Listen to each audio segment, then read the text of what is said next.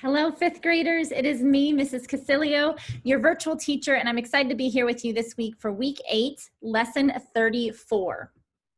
So our guiding questions this week: how do natural disasters affect the people and places that experience them?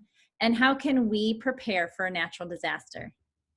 So the materials you will need today are our new text titled "Private Boat Owners Volunteer Time and Vessels to Rescue Harvey Victims." You will need your lesson 34, your lesson 34 note catcher, a sharpened pencil. Go ahead and press pause and grab those materials now. All right, so you have our learning target here. I can determine 2 or more main ideas of a text and explain how they were supported by key details. So again, remember, we've worked with this learning target in the past, but explaining, so you're gonna be able to verbally explain or do that through your writing, and you're going to be able to find 2 or more of those main ideas, what this article is mostly about, and you're going to be able to find text evidence, key details in the evidence to be able to explain your thinking. So I want you to grab your article. I'm going to grab mine, and we are going to read this together, and then you'll have this recording so you can refer back to it throughout the week as you work on these lessons. All right, do you have your article? Here we go. So it's titled "Private Boat Owners Volunteer Time and Vessels to Rescue Harvey Victims, excuse me. You can look at that picture there so you can see, if you're not sure what Harvey is, it looks like it might be a flood or maybe there's a hurricane, but I'm sure we'll find out what it is. And you can see that there's volunteers using their boats, and it looks like rescuing a woman and her dog. So let's read the picture caption to find out what's going on. Volunteers and boats rescue people and their pets from their houses in Houston, Texas. Rising water from Hurricane Harvey, there's our answer, it's a hurricane, pushed thousands of people to rooftops or higher ground as they had to flee their homes. This was published in September 5th, 2017. Let's read about this. It says, John Brown brought his battered 16-foot fishing boat. He piloted it around flooded streets looking for strangers to rescue. Dale Montalban brought his wetsuit. He waded into the churning, murky waters, helping people into boats and hauled their bags. Cassandra Luna brought a life vest that she bought at Walmart in case anyone might need it.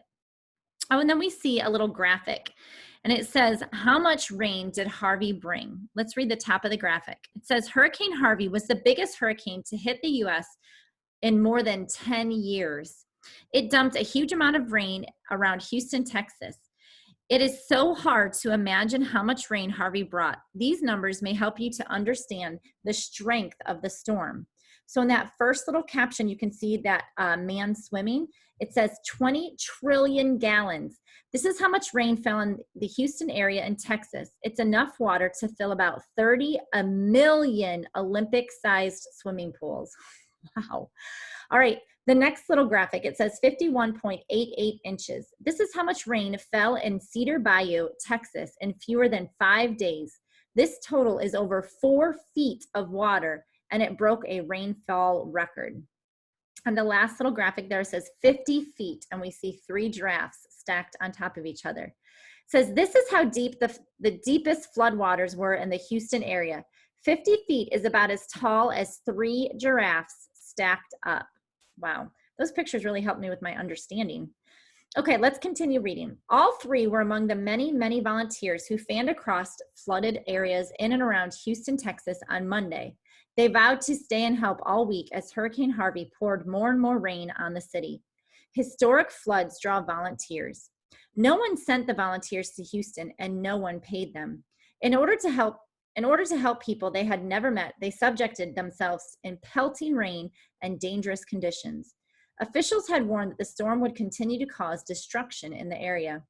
I think it's beautiful, everybody coming together to do this, said Brown, who is 41 years old.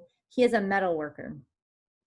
Brown was surrounded by a grim scene. Floodwaters rushed through the woodlands, a community just north of Houston, stranding hundreds of families in their homes. The wealthy High Oaks neighborhood was especially badly hit. Their leafy streets and avenues were turned into waist-high bayous. Yet Brown had left his home 30 miles away to offer his boat and expertise to people in need. He did this even though parts of his own town were flooded. And the next section says plenty of help, and you'll see a picture there Wow, you see a car all the way up to the windows in floodwater, and a boat looks like people on the apartment building behind it. Look how high that water is. And it looks like a boat going through to help people. Let's read that picture caption together. It says, rescue workers and volunteers helped to rescue residents in an apartment building.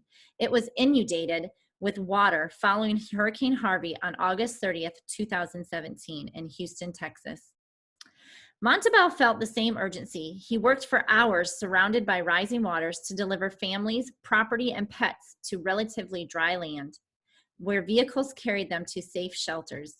Luna, who is 25 years old, turned up with her offering of an orange life vest. The $9.95 price tag was still on it. I was imagining there wasn't going to be any help, she said, but there are so many people here. Together, the volunteers demonstrated an important American ideal. One nation, indivisible, where citizens look out for each other.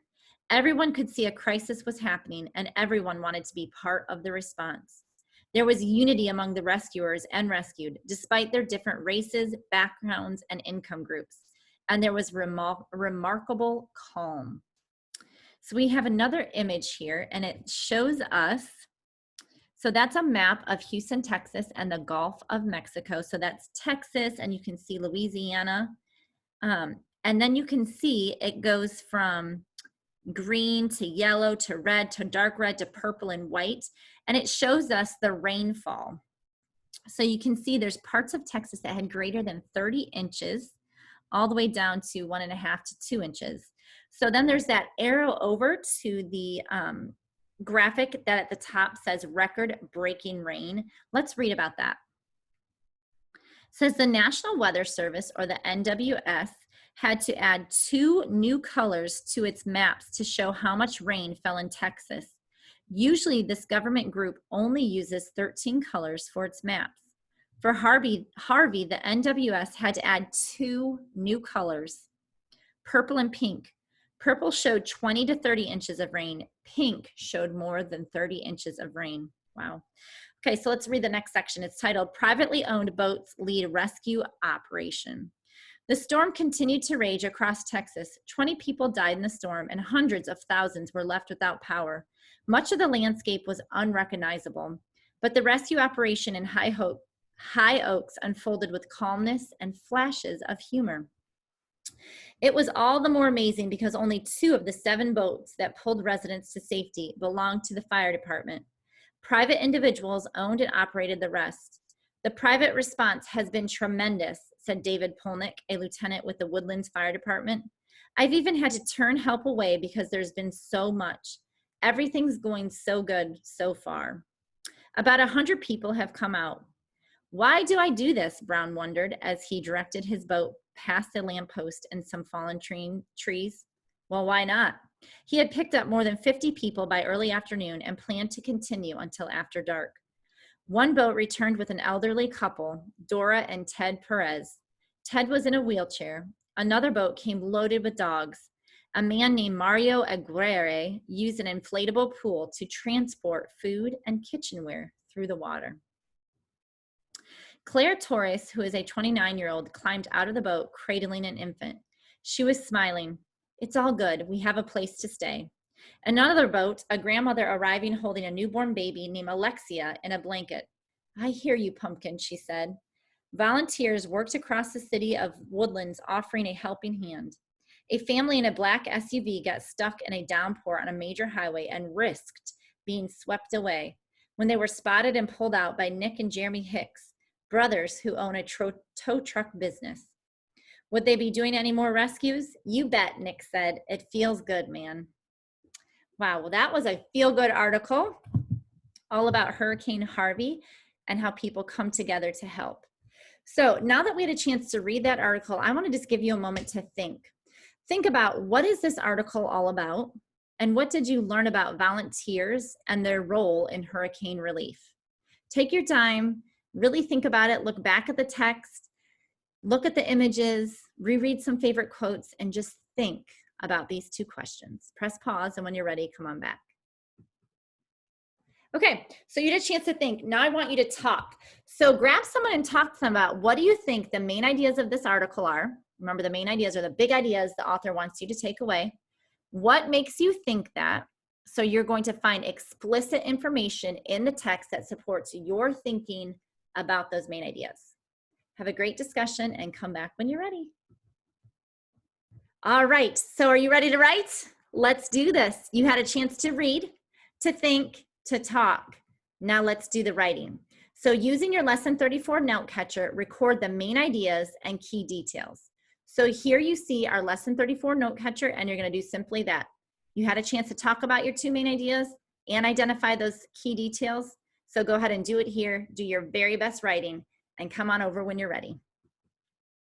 Okay, so in closing, share your writing with someone and tell why you chose to write what you did. Why did you choose those for your main ideas and key details? And when you're finished, go ahead and read a book for 20 minutes of just pure enjoyment. Find a quiet spot, curl up with a good book, and enjoy your reading. And as always, use your timer. It could be a cell phone timer, a kitchen timer, or have someone count to 60. Read the passage for 1 minute, count the words you read, and then write the number at the top of your text. And then remember, hold tightly to this number because you are going to see it improve as you continue to practice all week. So I appreciate your hard work. I love being here with you, giving you a virtual high five, whoop, knuckles, and we will see you for our next workshop. Bye.